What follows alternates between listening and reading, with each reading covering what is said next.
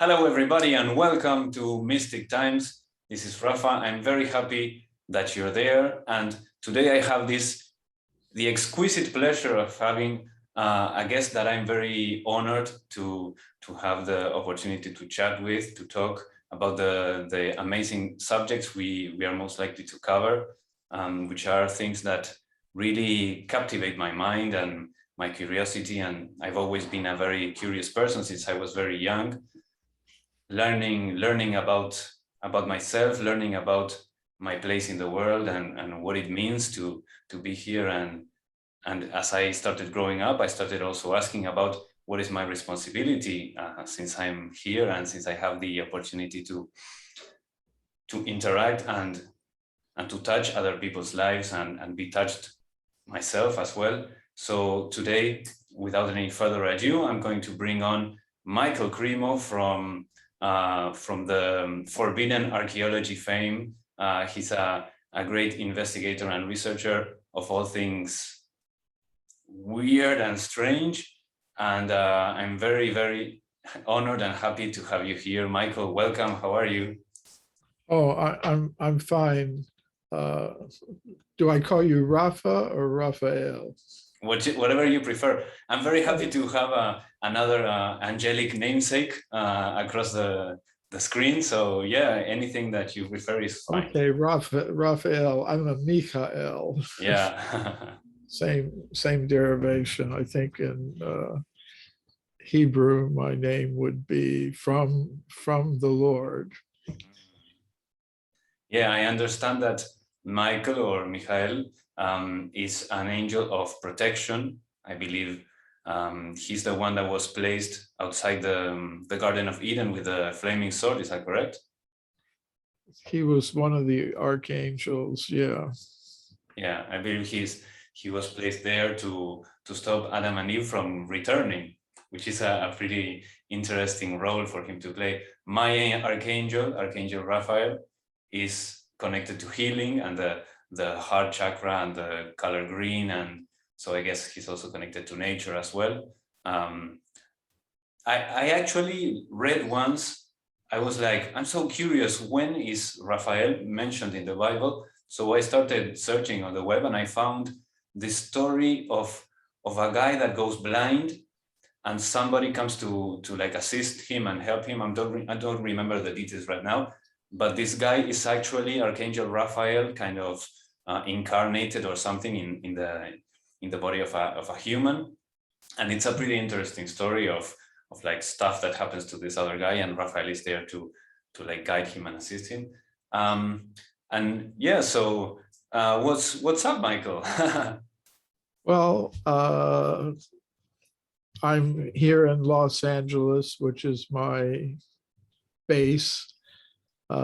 Because of the pandemic and different things, I haven't been doing that much traveling the past couple of years. In one sense, that's good because it's given me time to finish a book I was working on. I finished the manuscript for it. I'm calling it Extreme Human Antiquity. And I hope it comes out early next year. That's very good. I was actually looking forward to speaking with you about extreme human antiquity. Like some of the research that I've read from you and listened to you speak about. First, I can remember perfectly, like the first time I heard or learned about your research, it was like, okay, now this is totally crazy, impossible stuff, what he's talking about. But as one continues researching and synchronicity leads you to one thing and another, and you start connecting the dots, I started sometimes going back to your work and seeing, oh, wow, this kind of connects with stuff. There's the idea of Atlantis, which whatever it might have been actually called by them, seems more and more plausible, and actually even deep within my soul, it kind of resonates as I can only imagine how many of people like yourself and me who have these questions and this burning desire to know within them, how many of us, or our souls, however this works, how many of us come from a place that might be Atlantis or something similar to that, and we are here to continue a kind of mission of helping humanity remember that happened and that existed, and we are invited to not repeat the errors of the past, which seem to be every day more like looming over us, right? This separation between the masculine and the feminine. I think that's kind of the moral of the story of Atlantis, correct? Well, yeah, it's very interesting that you bring this up. A few years ago, I went to a conference on Atlantis, and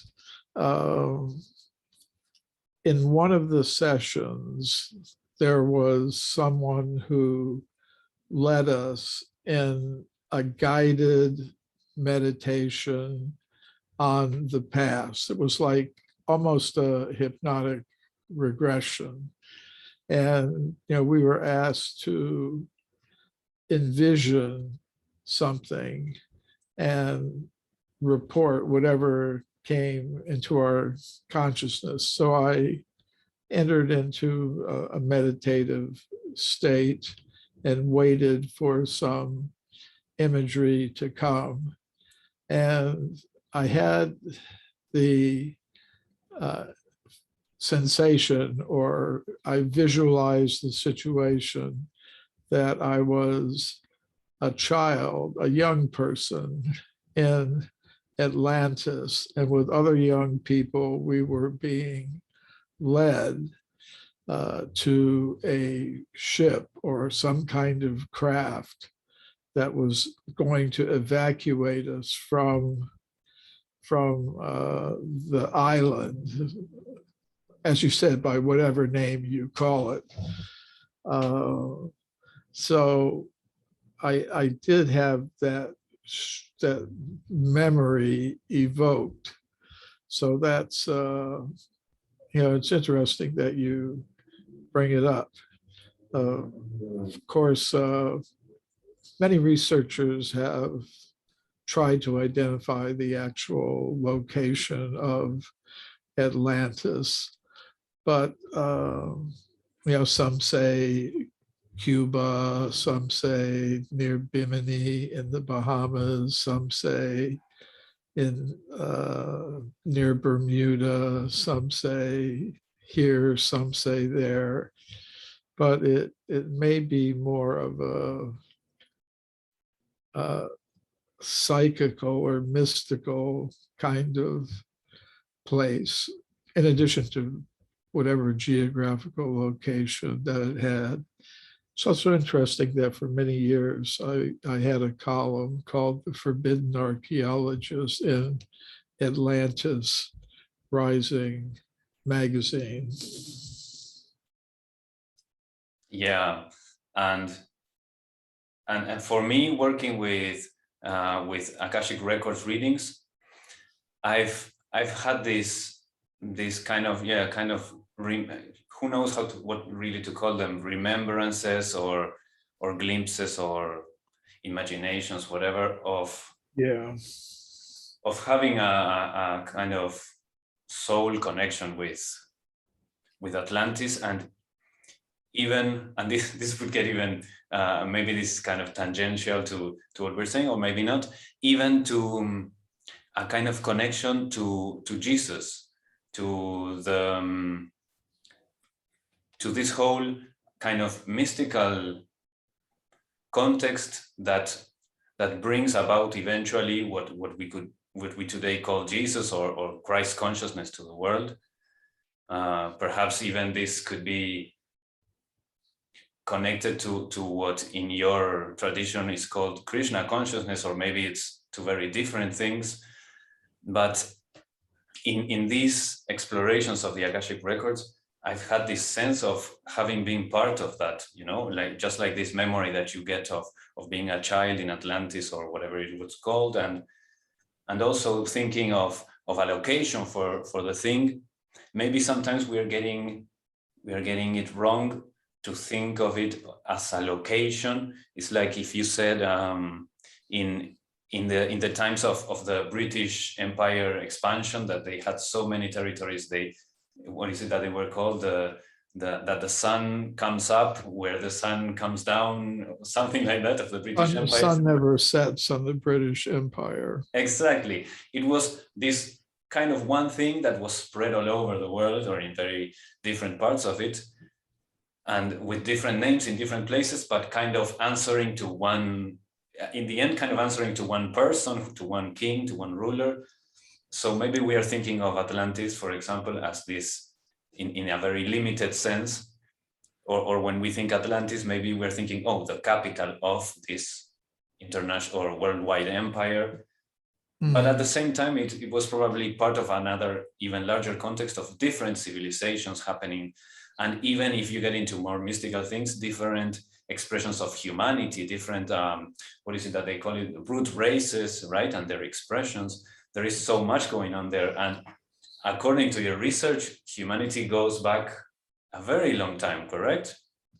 Well, yes, and that's because I believe the universe has a purpose. None of us are from this world of matter. As beings of pure consciousness, we're from some other level of reality. But when we come here, we need vehicles made of matter in which to function. And those are our bodies, our gross physical bodies. And there are many types of bodies. And among them, the human form is very special because in it, one can become self-realized, one can become God conscious, one can understand one's being as a pure consciousness and see all others in that same way. But that requires some education, some learning.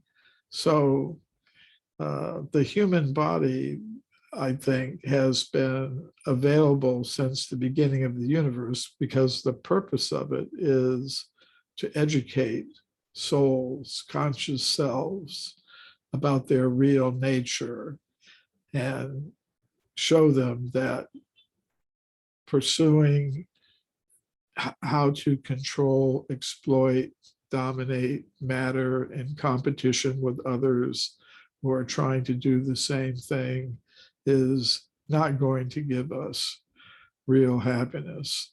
And I just comment on some of the things that you said about you're correct. My personal spiritual path has led me in the direction of, as you put it, Krishna consciousness, which I also accept as a name for what I do.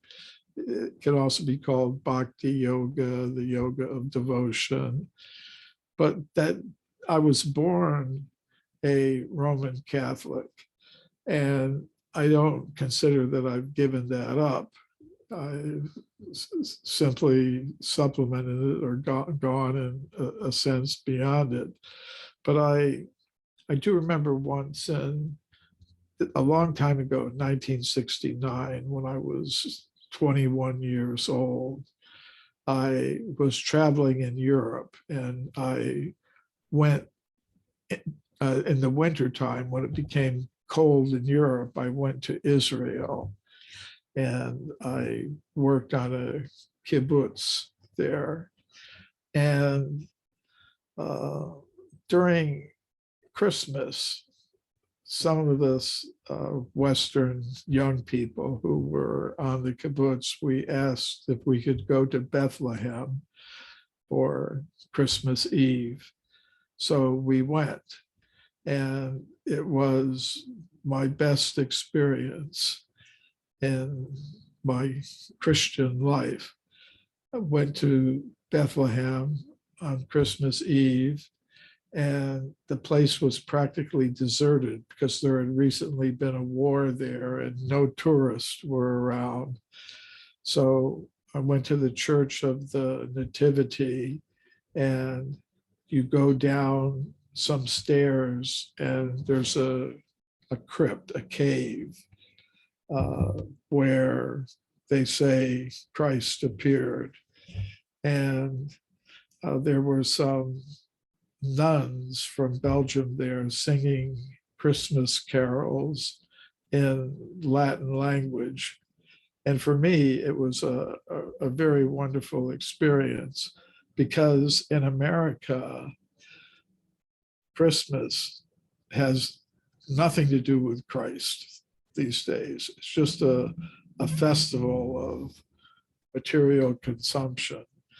And the biggest news is sales in the economy are reaching a new record. You know, it's just a celebration of economic development. You wouldn't even know it had anything to do with a personality who appeared in this world to give spiritual knowledge. So I understand also in your path that you're mentioning Bhakti Yoga. I have here my copy in Spanish of the Bhagavad Gita as it is, Yes, precisely from your tradition. Yes, which is a very, very dear to my heart scripture. And this kind of this relationship one starts developing with Krishna by reading this, for me has been like a life savior. I wouldn't say, I like the way you put it, like it complement, I think you said it complemented whatever spiritual or religious tradition you were already born into. It complemented it. And for me, one of the big things about spirituality and religion, which I didn't grow up being a member of anything in particular, but I did grow up in a mainly Catholic country, or not a Catholic country per se, but that is kind of the overarching thing that's present here. And I've always found stuff like Hinduism or Vedanta, etc., even Buddhism and so on, Taoism, to be complementing each other, and not necessarily how maybe orthodoxy might look at the different traditions and the different branches of spirituality and religion, that they see them as it has to be only mine or only this one and the others are wrong. But when you read a little bit of each, you see that they are all kind of talking about the same thing, different metaphors, different characters perhaps, but always pointing in the end to this thing that you mentioned so beautifully, the purpose of the universe. I have my notes here. The purpose of the universe, which I was going to ask you, okay, the universe has a purpose. We are not from matter. We are not from here, from this world. I was going to ask you what you think the purpose is, but I think you kind of alluded to it or mentioned it, as the purpose maybe being this remembering of who we really are. Yes. Thank you for showing your copy of Bhagavad Gita as it is, because that's how I was introduced to the Krishna consciousness movement. In 1973, I received a copy of Bhagavad Gita as it is when I was at a conference. No, not a concert, a rock concert. It was by a band called the Grateful Dead. So there were some Hare Krishna members there giving books to people. And I took one of them, the Bhagavad Gita as it is, and I took it home and I read it. And it made a lot of sense to me. So in the book, it says, if you're interested in the subject matter, you can write to the secretary of the society and get more information. So I did that. And gradually I learned they had centers. The guru had many centers in different places all around the world for students to come and participate. So I decided, I didn't do that immediately, but it became an option, an option. And I think that's the proper way to present a spiritual path or a religious path as an alternative, an option, something to think about, and not try to pressure or convert or force someone to accept what I'm saying or the group is saying about it. Just leave it up to the individual to pursue it as much as they want to. So I think that would greatly help the world. I think if people of different spiritual traditions would be not so strong in claiming exclusive truth for their point of view. Be able to recognize gold wherever you see it. As far as the purpose of human life goes, in the Vedanta Sutra, there's a saying in Sanskrit, it's called Atato Brahma Jigyasa. Now, in this human form of life, our purpose is to inquire about Brahman, the absolute truth, which is personal, conscious, individual. So to understand our real nature and our relationship with that absolute truth is the real purpose of human life. And at one point in the world's history, society was arranged to facilitate that. But it's human civilization, human society today is arranged for a different purpose. So it makes it a little difficult sometimes. Yes, and I agree with what you were saying before. So much my personal path of spirituality didn't like maybe say blossom or whatever, or yeah, let's say blossom until I was like 25 or something around that age. When I was younger, I had the good fortune, the good karma of being born in a family where religion wasn't pushed on me. They were always like, okay, I went to a school that had the option of going to catechism, and they told me, okay, go once, see how it feels for you. And I went, and I didn't connect at all with it. More than anything because I was very young and I wasn't interested in religion at the time. So I didn't feel like continuing that exploration until many years later, when in high school they were teaching, I was studying quantum physics, and when my professor was talking about the different properties of quantum particles and entanglements and the being in multiple places at the same time. We even did the experiment of the double slit experiment I think we used something that was very weird for me. I think it was a light with a mercury light or something like that. I'm not very sure if it was mercury. Well, whatever. It was a very strange experiment for me. And when we were doing it and seeing the result, it was mind-blowing, and starting to put all that information together, it all started to resonate with religion in my teenage mind, and I was blown away by that. I was like, wow, this is sounding very much in different metaphors again in different terms, it's sounding very much like those stories that I heard from culture are about religion, about the spiritual nature of being. And then eventually, many more years later, I kind of dropped all the religious thing at all, but then started exploring a little bit about conspiracies. I started waking up to that aspect of the material world.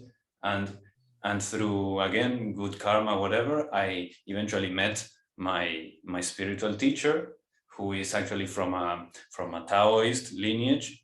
But it's a kind of Taoism that kind of includes Buddhism as well, and the patriarchs from China in particular, and kind of Zen. So it's a very kind of eclectic thing that created my religious or spiritual worldview. And then I started resonating. I actually got this copy from a group of Hare Krishna guys that were in the farmers market here, where I buy my vegetables and fruits every week. And yeah, they were from Argentina, in fact, and they were here visiting. They came here to do some chanting and some presentations of the practices that they do, and especially the singing, etc.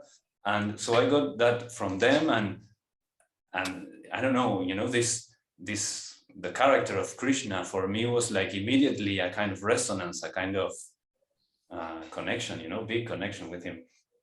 And so what I was saying in this very long rant is that I totally agree with having the openness to, okay, here is different spiritual opinions, different religious views in the different branches of religion, and see what resonates, follow whichever path resonates. And for me, I found that in Vedanta, in Hinduism, whatever we want to call it, I have found this kind of more universal thing, and at the same time being universal, and also the metaphors totally resonate with me. It's like I see Vedanta like a kind of lens through which they are viewing reality. There's psychology, there is linguistics, there is everything there. And I totally resonate with the way they present this cosmic play that we're in, and this purpose of the universe, which very much goes in line with what you're saying of us remembering who we are. And I'm trying to, with podcasts like this one, conversations like this, and others that have already happened in the show, I'm trying to see how we can maybe modernize and bring to this, to maybe, let's call it, to a kind of secular world, bring all these different religious and spiritual informations, and allow people to be informed by a lot, maybe choose one path and go deep, or maybe know a little or a bunch about a bunch, and start. In the end, the purpose is to remember who you are and be free, and know that you are free, and learn what to do with suffering, which is going to be like inevitable in life. Yeah, absolutely. I'm going to go back to the topic you started with at the beginning of your long rant, as you say. But you were talking about being exposed to quantum mechanics, and that is very interesting, because what it does is it shows that our understanding of matter, the common understanding that people and even intellectuals and scientists have of matter, isn't complete.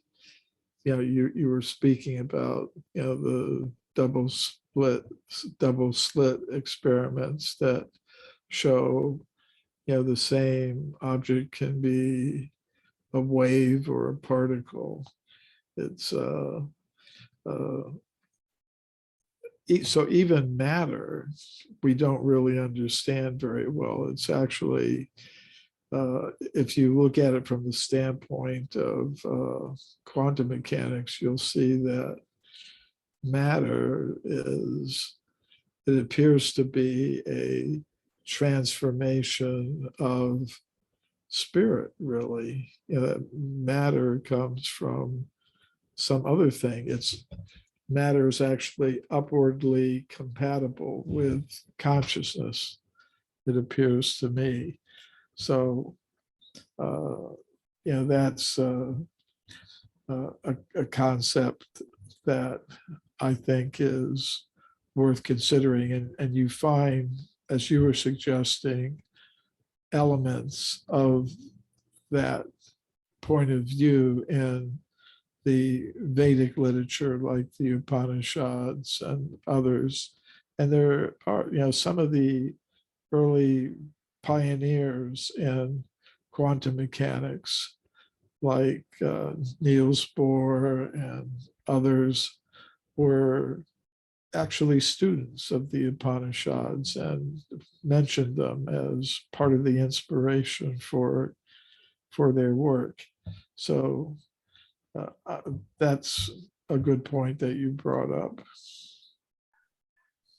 Yes, and it seems like the implications of quantum physics and quantum mechanics, it seems, I mean, they are as big as the implications of any religion, any spirituality.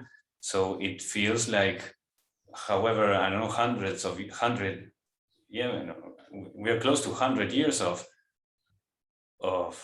the discovery of that, correct? And it seems like we haven't, as a whole society and scientists and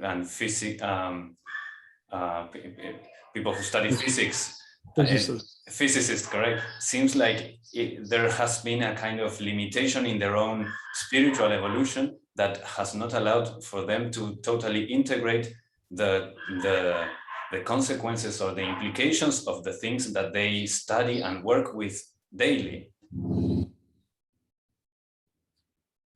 Yeah, so to get over that, I think it's necessary to break down the barriers that have been erected between science, philosophy, and theology. It's and that's not just my idea. There's a philosopher of science, Paul Feyerabend, who actually said that. And I think it's worth considering that there are various knowledge traditions in the world, and you and I are people who have examined a lot of them and taken something from a lot of different knowledge traditions. But science is one of these knowledge traditions, but it's not complete in itself the way it's structured now. So there will have to be individuals, maybe people like me, you, others, who explore the connections between these different worldviews or knowledge traditions and find the place where they overlap and try to expand the horizons a little bit. Yeah, and even scientists starting to have the before I started getting into all of this, I would think scientists who believe in God, that's ridiculous. That used to be my thinking before, right? But now I'm totally in the other side of the coin, thinking scientists need to start being courageous enough to admit and recognize that their work is part of a spiritual path in itself. Science is a spiritual path, just like any other religion in the world, any other spiritual tradition, science is a spiritual tradition as well. That's something that I hope we can, with work like yours and like you're mentioning, and hopefully, I mean, I'm just starting out. You have so much experience. I wouldn't put myself even close to your category. So I'm happy that you included me before in saying that. But yes, through work like this, I hope we can we can start transforming and giving permission to people to see science and spirituality as connected, and even to start thinking of science as something spiritual, and even to help with that, to start seeing spirituality as something scientific. So learning to know about, who knows, life after death, mystical experiences, even the psychedelic thing has a role to play in bridging those two hemispheres of the collective unconscious, perhaps to call it. I think it has very much to do with again the cautionary tale of Atlantis, of not going so much into an imbalance between masculine and feminine. Yeah, that's an interesting point, the balance between masculine and feminine. The concept of God in the tradition that I follow, the Krishna consciousness path, the Bhakti yoga path, the text of this tradition describe God as two personalities, Radha and Krishna. Krishna being the male aspect and Radha being the feminine aspect. So the whole concept of God in this tradition is different than the standard Orthodox Western picture of God, which is strictly male. Except, the Catholic faith, they give some attention to Mary.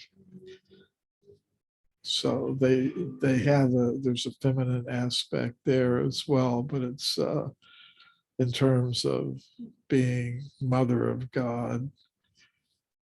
So in the Vedic tradition that I follow, the masculine and the feminine aspects of God are on an equal level, you could say. So that aspect is there, and that's very deep, to realize that all relationships that people experience in this world are actually reflections of the soul's eternal relationship with this masculine, feminine manifestation of God. So it's really a deep topic, but an important one. Being able to appreciate and understand that. Yes, that's beautiful. Sometimes the concept of that dual nature of God, sometimes it's hard to transmit, or to even to grasp oneself, because on the one hand we get this. Now I'm thinking not in terms of secular religion or of exoteric religion, the very basic understandings, but when you start going deep, the reconciliation between this idea of God as oneness, unity, non-duality, and at the same time being or possessing the capability of being dual, or having, it's like God is this coin that has two sides, but at the same time it does not have two sides. It appears to have two sides. It's like, for us, for us to be able, or for itself to be able to experience and know itself, it must separate itself into two, it seems, and it's kind of hard to put those apparent, that apparent paradox to put it together. Yes, and the philosophy I follow takes that into account. It's called achintya beda abeda tattva. So achintya means inconceivable in terms of normal logic. Yeah, chintya means something that you can think about, you can reason about, you can come to an understanding of. Achintya means it's beyond the limits of your logic and mind to comprehend. Beta means difference. Abeta means non-difference. And tattva means the truth. So the complete meaning of the phrase is the real truth is that God is inconceivably one and different from everything else. And there's a mantra from the Upanishads. It's Eko Bahu Sham. Eko means one, Bahu means many, Sham means becomes. So the one becomes many while still remaining one at the same time. So it's an amazing point that you brought up there, that God can, there's unity and diversity at the same time. And the reason, according to the tradition that I follow, that God does expand, although God is one, God expands into two and more for enjoyment, pleasure.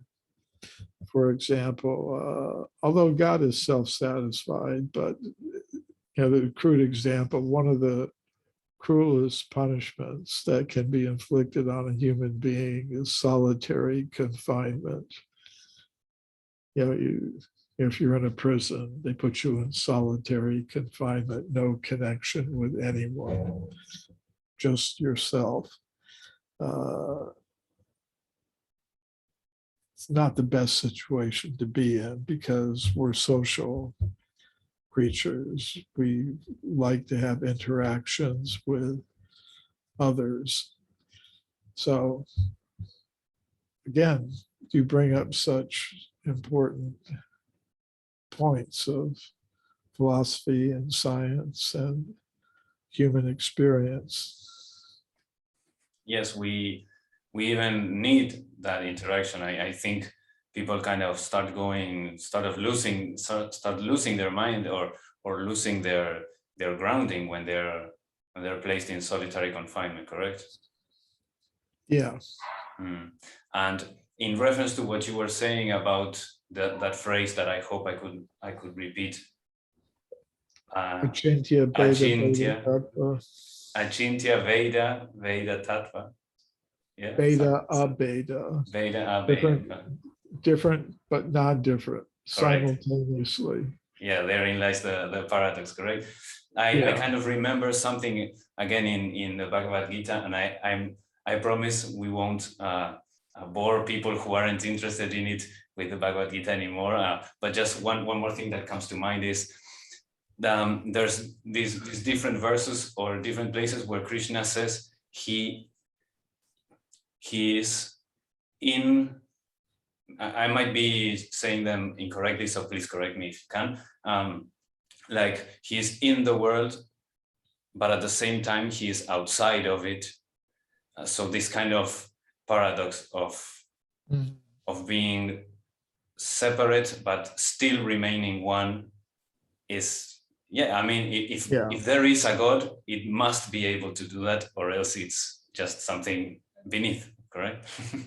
Yeah. No, that's correct. That's one of the things that Krishna says in the Bhagavad Gita.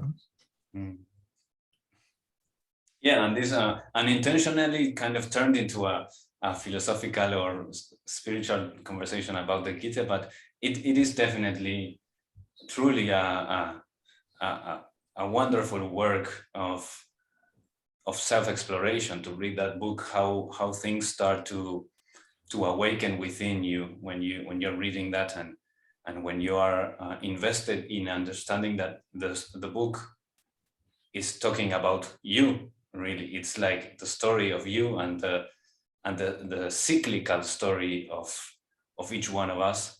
And you could start magnifying out and zooming out and saying the cyclical story of creation itself, of the collective, how everything being part of a fractal, how whatever is true for you, it is also true for the collective in a fractal kind of way. It magnifies deep to the quantum particles we were speaking before, but also to the macroscopic wholes, or a whole. Yes, and one thing I like about Bhagavad Gita and other Vedic literatures is they're presented as dialogues, as conversations. It's not that it's presented as, this is the truth and you have to accept it. Like the Bhagavad Gita is a conversation between Krishna and his friend and follower Arjuna. And Arjuna asked many questions. And the whole Vedic literature is set up like that. It's conversations of teachers and students, and and all kinds of questions are raised. It's not that something is okay, this is it, and finish. No, the person who's hearing the teachings has a right to raise questions and get them considered and answered, before accepting something. So that's one thing that attracted me to the Vedic literature. But as you're saying, we've gotten in maybe an unexpected way into all of these topics. I'm mainly known to people for my book, Forbidden Archaeology, which is about stones and bones, showing that humans like us have been around for a long time. But this is where it ultimately leads, because say in Forbidden Archaeology, I give archaeological evidence in the form of human bones, human artifacts, human footprints that are far older than modern science accepts. I think modern scientists would say the first humans appeared on Earth between 200 and 300,000 years ago. And before that, they would say no human beings. So, okay, I show, well, that's what they say, but there's actually evidence from scientists themselves showing that human beings have actually been around a lot longer. And somebody could ask, well, what difference does it make if people have been around for a few 100,000 years or hundreds of millions of years? The difference that it makes is that if it's true we've been here practically since the beginning, then we need new explanations for human origins. And the currently dominant one is a reductionist, materialist, evolutionary explanation. And I think the new explanations are going to have to involve something that goes beyond that and takes into account consciousness. Because modern science has tried to show that consciousness comes from matter, but they've never shown that. They've never demonstrated it. So it's an unsolved problem in science. And I would say the new explanations are going to have to accept that consciousness has its own independent existence apart from matter. And in that discussion, you get into all the kinds of things we've been talking about.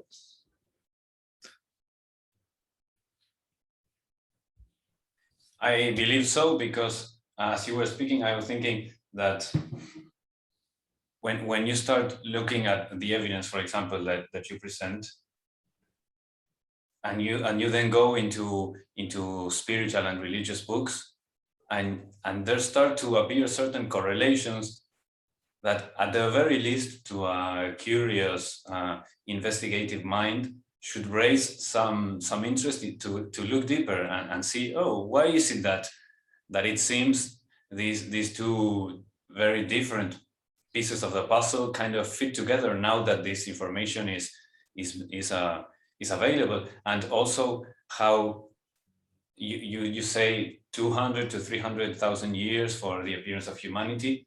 I'm definitely sure maybe 10, 20 years ago, that number was a lot smaller, correct? Yes, it was. And it keeps expanding year after year, even day after day. It seems that they discover something that, oh, actually we were always. Yeah.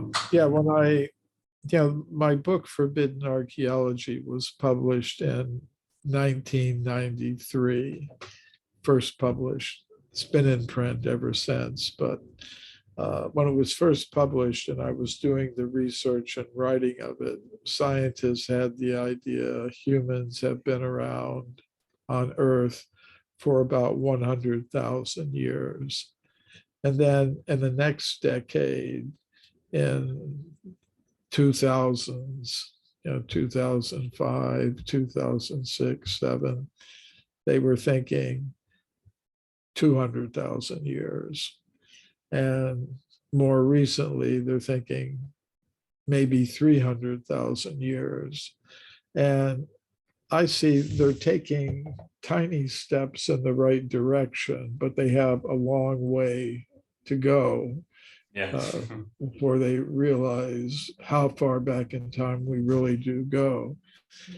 And then you've got the idea that humans did not enter North or South America until about 20,000, 25,000 years ago. And before that, they say there were no human beings in the Americas. So, that's something that I think is not true either. I think human beings have been present in the Americas for far longer than that. Yeah, I have two comments on that.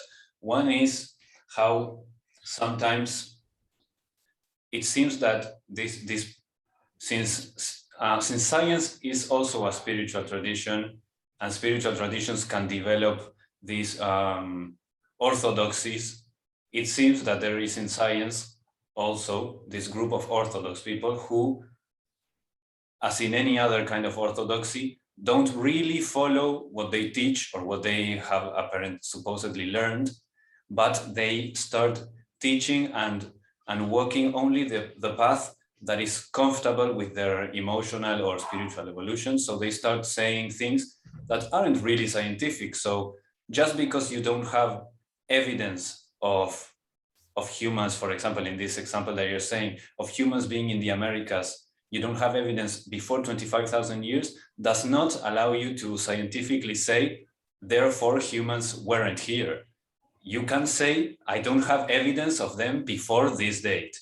And then the second comment I wanted to make is there any evidence like ancient forbidden archaeology that you present of humanity here long before the date of, for example, 25,000?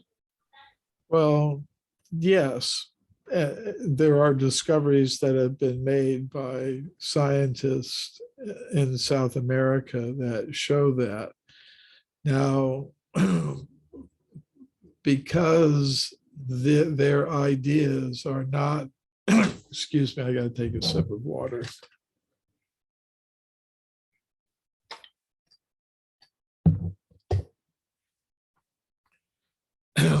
Now, because their ideas were not acceptable to the mainstream or orthodox elements within the world of science in South America and the world generally, they were dismissed, saying, no, no, no, we can't have this. One example is the work of Carlos Ameghino early in the 20th century in Argentina.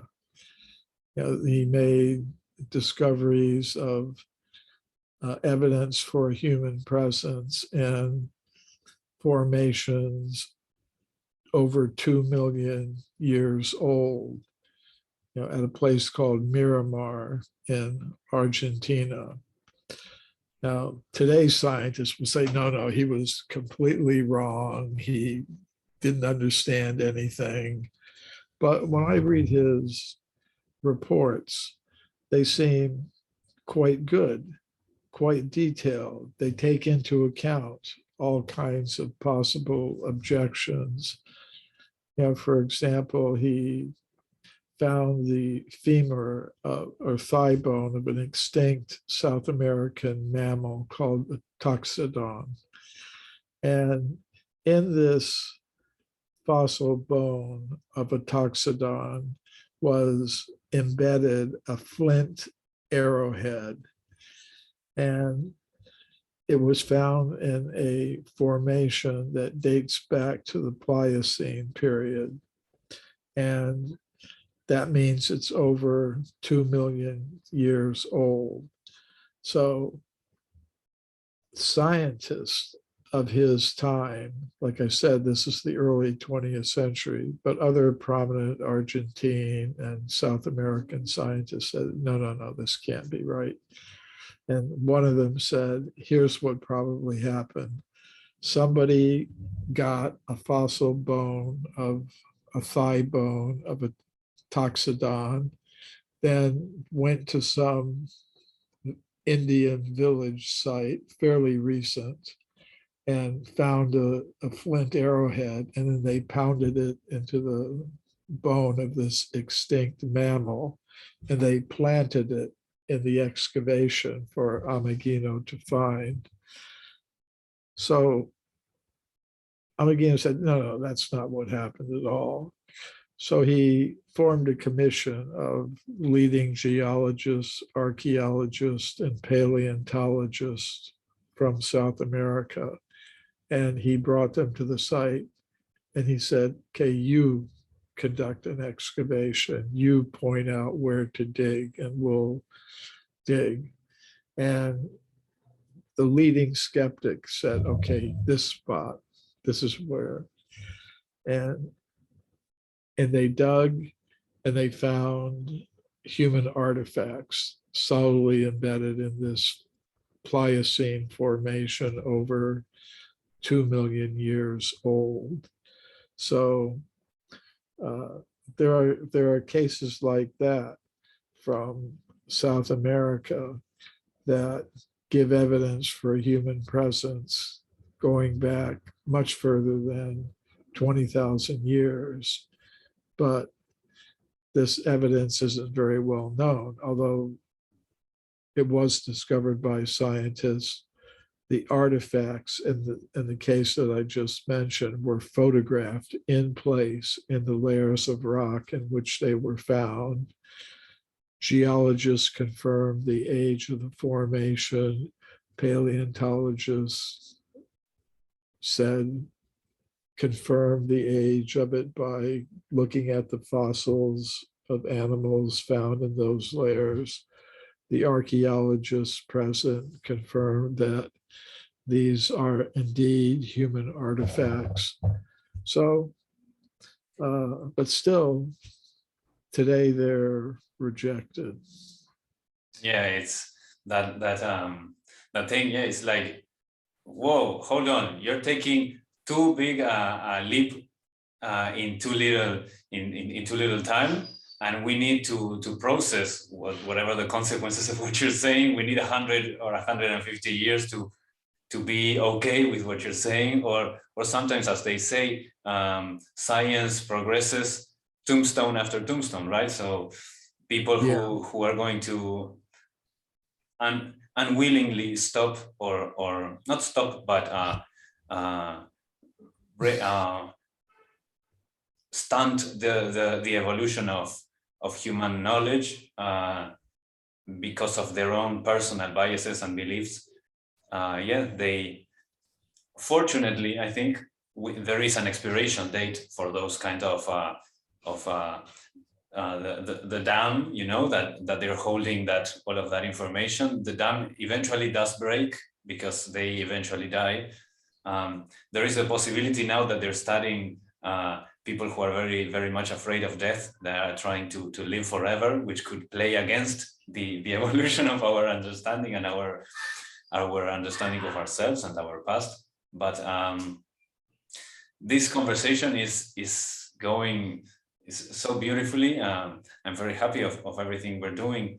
I generally do a break around the 1 hour mark for the public hour, and then we can jump right into the patron segment, which is going to be available on my Patreon on the link below.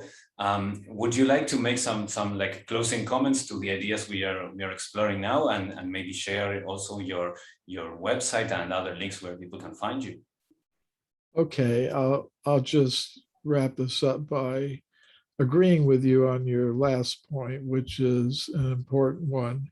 Of course, I can say these radical things because I stand outside the modern scientific and educational institutions. I'm independent, so I can say whatever I like. I can take a big step beyond.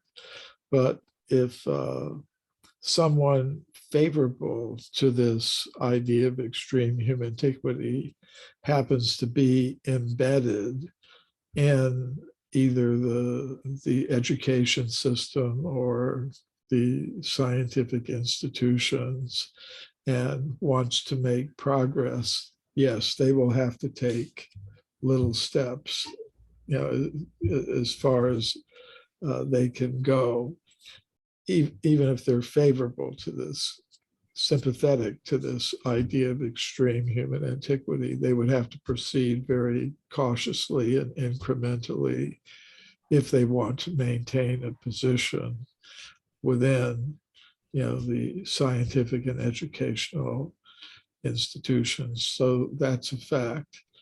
But for those who don't care about those things, you know, I can give the whole story. And as far as my website goes, it's mcremo.com, mcremo.com. And actually, we have a special offer on the site that if anyone gets from my website, mcremo, mcremo.com,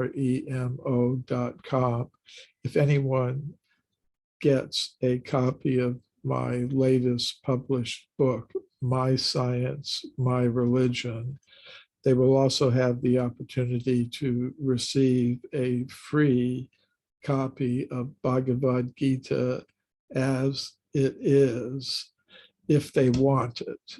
You know, when they purchase the My Science, My Religion, they'll be offered a chance to receive a free copy of Bhagavad Gita as it is.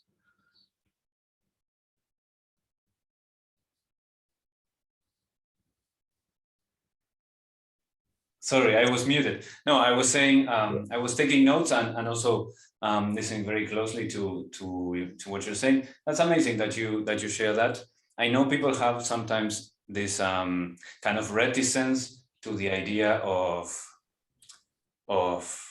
I hope you take no disrespect from the word, but the idea of cults, you know, people are like afraid of joining something and then like maybe not being able to get out or whatever, and people have this kind of irrational fear that you're going to read a phrase from a book and you're going to be like hypnotized instantaneously, and your free will will be like taken from you. But I can say from my own experience that I've read the Bhagavad Gita and continue to read it, and I am not a member of the International Society for Krishna Consciousness, though I have an affinity for the passion and the love and the